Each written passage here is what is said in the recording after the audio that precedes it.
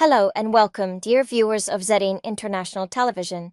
I am Sandra Smith and I'm here to bring you the latest news for this hour.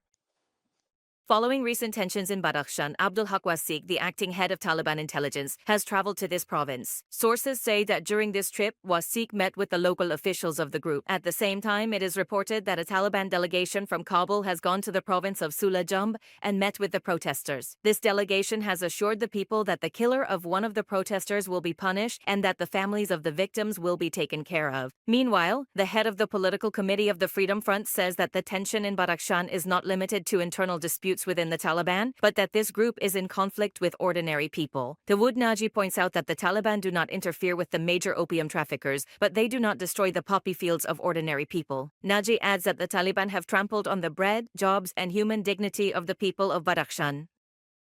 Abdul Ghani Baradar, the Taliban's deputy prime minister for economic affairs, says that industry is considered the progress of every country. Baradar, who was speaking at the 4th National and International Industry Week exhibition in Kabul, further added, as he emphasized, that Afghanistan, just like every other country, indeed truly needs to pay very close attention to the infrastructure of its industry, in particular.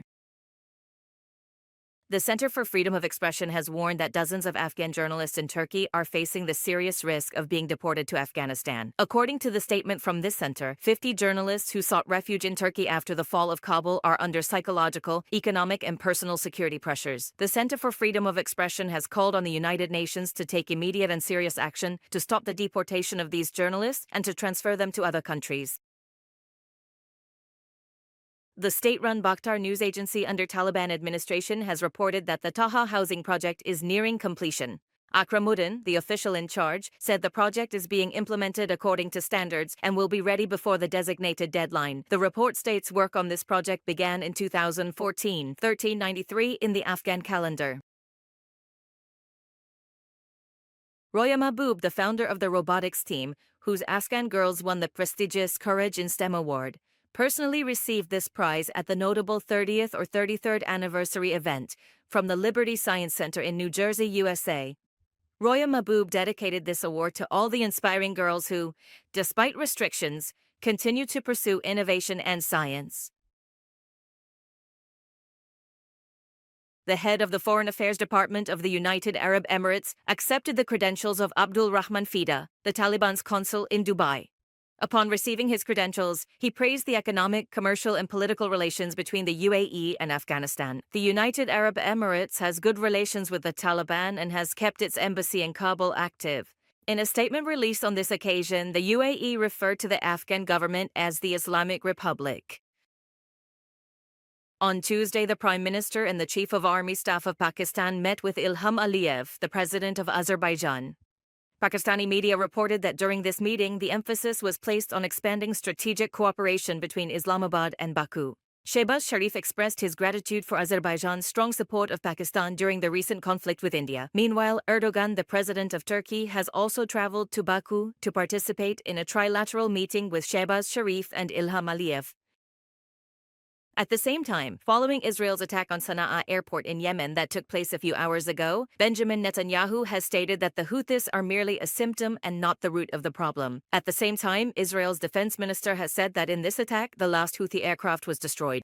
Yisrael Katz has stated that this attack is a continuation of Israel's policy and that anyone who, in his words, fires at Israel will pay a heavy price. Reuters news agency, citing 5 informed sources, has reported that Israel and Syria have had direct contacts in recent weeks. The purpose of these talks has been announced as reducing tensions and preventing conflict on the border between the two countries. These negotiations began after the fall of Bashar al-Assad last December.